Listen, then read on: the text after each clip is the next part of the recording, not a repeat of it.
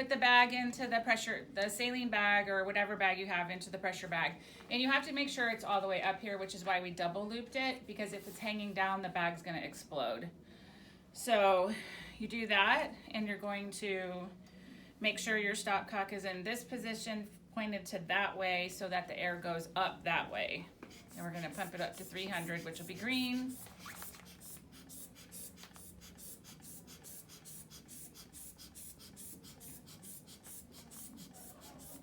And yes, it feels like it's never working, but it is. So you just keep going and eat your Wheaties. Get your workout. Think about the next step.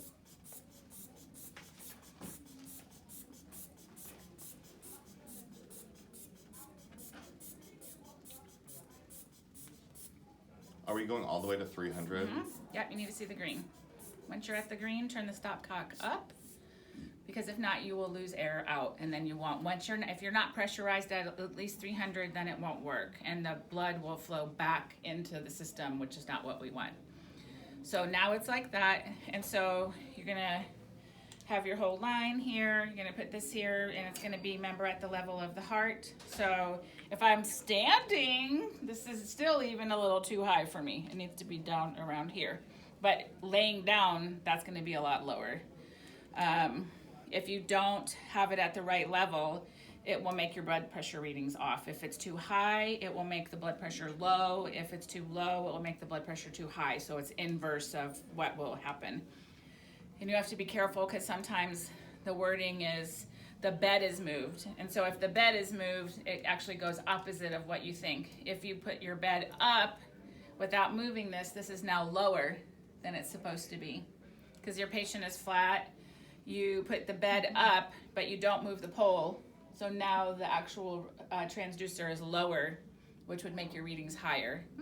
You move it, because sometimes they'll say the bed is moved, but the transducer is not. What effect is that going to have on your blood pressure readings? It's going to make them go up, because the transducer is now lower than the bed.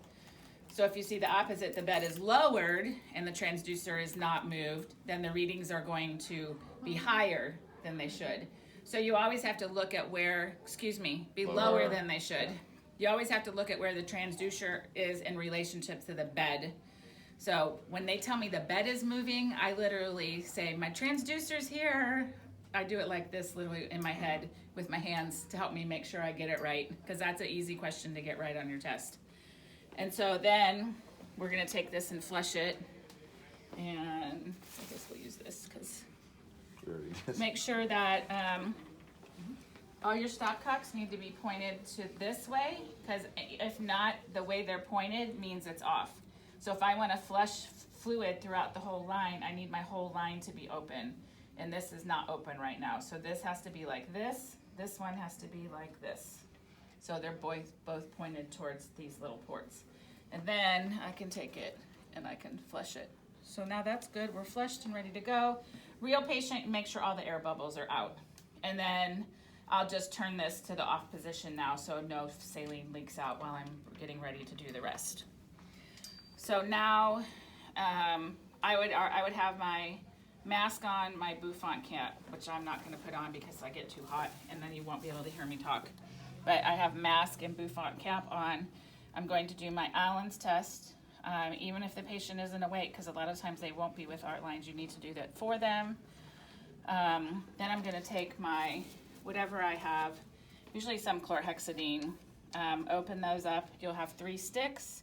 You're going to take the first one and just go in a circle area going out, then get rid of that one. Take the next one, never go back in, so you're just going to continue going in the outward circle, get rid of that one, and then do the next one, and then we'll be good with that. Then, is this on? Can we? Mm-hmm. Oh yeah, it is. Okay, so now can I have actual package that's not open for fenestrated or unfenestrated? I thought you said we had extra. They're right here. Oh. Here is your fenestrated and non-fenestrated. Okay. So I'll put my fenestrated, just because of the way I have it set up right now, I'm going to put my fenestrated over here because that's for my arm. and my non-fenestrated over here. Because once I open them, I'm not going to know which one is which. So I'm going to open this one. Because right now I need to make my sterile field because I don't have a sterile field. If you got a kit that came with a sterile towel wrapped around it, you could put that here and get sterile. You could put that here and open it without having to get sterile. Remember, always going away from you. That side, and then this side. And then inside would be sterile already. And if you needed to, you could dump your contents on there. But we don't have that prepackaged thing, so I'm gonna use this. So that's the easy way. So if you get prepackaged, you know, just open it up and treat it sterile. But if you don't have that, you have to know how to make a sterile field. So to make a sterile field, we're gonna open our non-fenestrated. Once I get them like this, I always do it like this. I put these fingers under with my thumb along the blue line so I don't ever go past it, because you're not allowed to go past it. Crazy sterile rules, but if you do, it's not sterile anymore. So open it and just lay it down. Don't let it go past anything on the blue. And I can go ahead and open this one now too, just so I'll have it ready. So this is gonna be the one for my patient.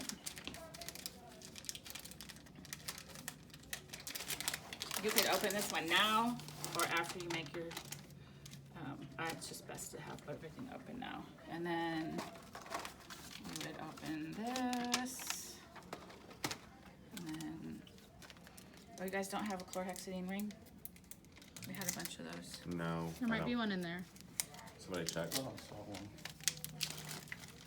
They're not even one?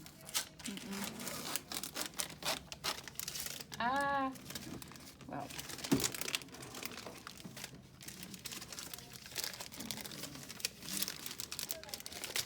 No? What you looking for? Or Little. hexadine ring. Oh.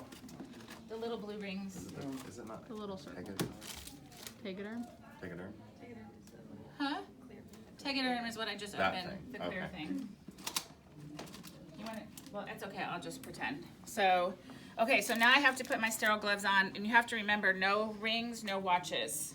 So, I put my ring in my pocket for now. When you check off, no rings, no watches.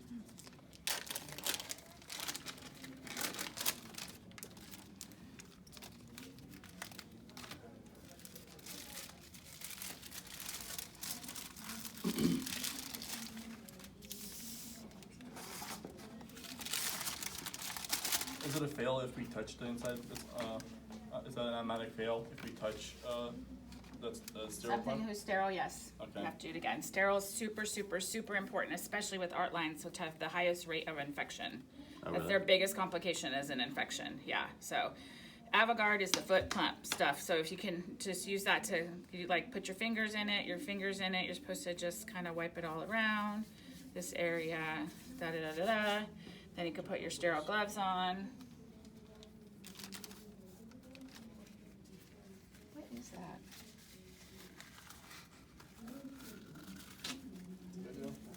Obviously. So, got that sterile glove on.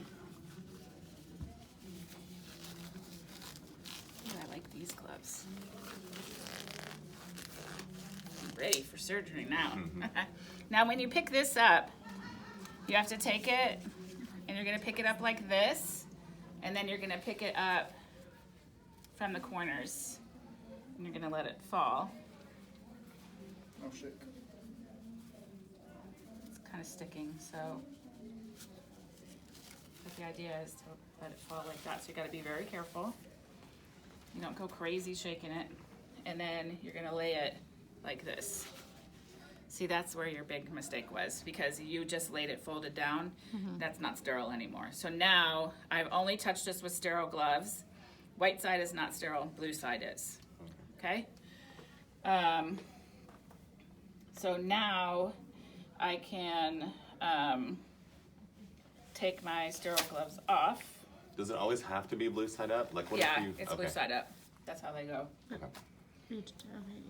So now I can take my supplies, and the other thing that's really important about sterile is it's go over and dump and then back. We're not tossing things. We're not throwing. Cornhole. I've seen people toss them right off the table. You wouldn't believe it. So now as long as I don't touch like this part here, so I opened it, I didn't touch anything, so I can just go and dump. And this, I could probably technically have opened and then dump. And then my chlorhexidine ring needs to be in here too. Normally I would put the Art Line supplies on the bottom and end with my drape, but because I wanted to have whatever I'm going to start with on top. So in a perfect world, you'd put everything else on the bottom and have your drape on the very top because that's what you're going to get first. So now I have everything ready. So now I'm going to put on my second pair of sterile gloves and I can do my procedure then. Do you have to use the whatchamacallit Yeah, again? technically. What's this one? Avogard. Avocado.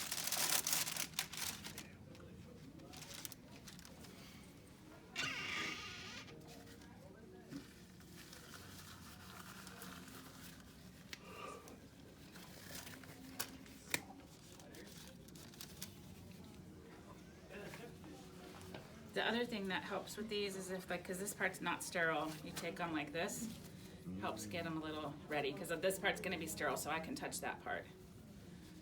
Makes it easier to get them on. Okay, so now I'm going to take this and basically do it the same way. I'm going to open it, let it fall.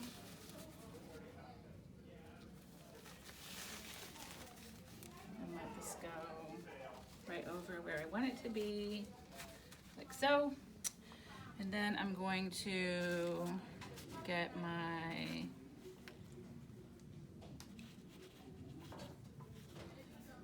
needle and is this, oh, these don't have wires? I think I took the wire out. I'm sorry, it's right over there. Oh, I'm like, where's the My guide bad. wire? Got it, okay. So, come on, baby. So I'm gonna go ahead now and for Art Lines, you have to remember that you're a lot of times not really going like the same angle. Some people will go through the artery and then come back. I don't like to do it that way. So I like to hold it at this angle.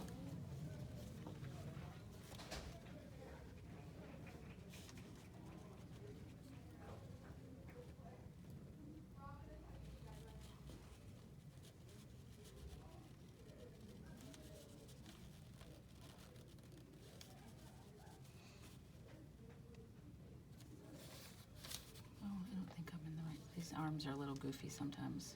I can't hardly feel it. Yeah, we're looking more for technique than anything with these. Okay, so I got my flash. So this is nice because it's got the little stopper there that can hold on to until I'm ready to go. And then I'm gonna take my wire out, again, still staying sterile, because as soon as I take that stopper out, you know what's happening. Gosh. Yeah. Oh, you can see the pulse pulsating a little bit. Yeah. So the end that's not curved on this one is a little bit more stiff, so that's what we're actually going to use when we go in with this. The stiff one? Mm-hmm. So I kind of hold it like that because we definitely want it to stay sterile. So we can do this. You can actually hear it. You can advance your wire. And it won't advance quite as far as we want it to on these mannequins, which is fine. So then once it's in and you know it's gonna stay, you take your needle out, make sure you recap it the proper way. Never leave a needle uncapped. And then you're gonna take your catheter and you're gonna put it over the wire. So you would throw all your stuff that you took apart on a different, not back on a sterile place? Yeah, no, because I still have stuff there Okay. that I'm gonna use, and I would contaminate it if I did that. Thread in the needle.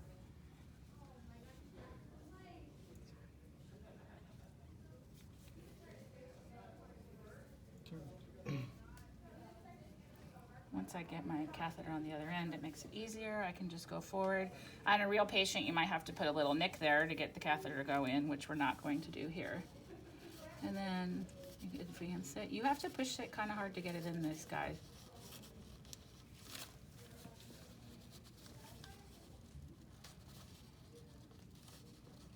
And again, we don't put them in all the way on the dummy. So we'll But take, we will put the entire Yes. length inside the person. and the long ones are very nice because they're very stable and they last longer. Okay. So now that I've done that, blood would be gushing everywhere. And so now I need to hook up my line. And you're no longer Hold sterile. this.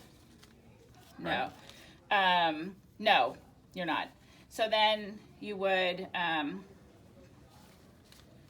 flush it, make sure it flushes. That's the very first thing you should do. And you'll see if it works. We'll see if we'll get rid of the bottom one you have to turn. Oh, sorry, thank you. okay. You gotta turn your stopcock back the way they will work so that if you flush, so put that back now that it's hooked up. Now we can flush. Ta-da! And everything should work when you guys do these. That's how we know you're doing it right. We're gonna look for everything to work. Leaking out of another hole. See it? And then take this off.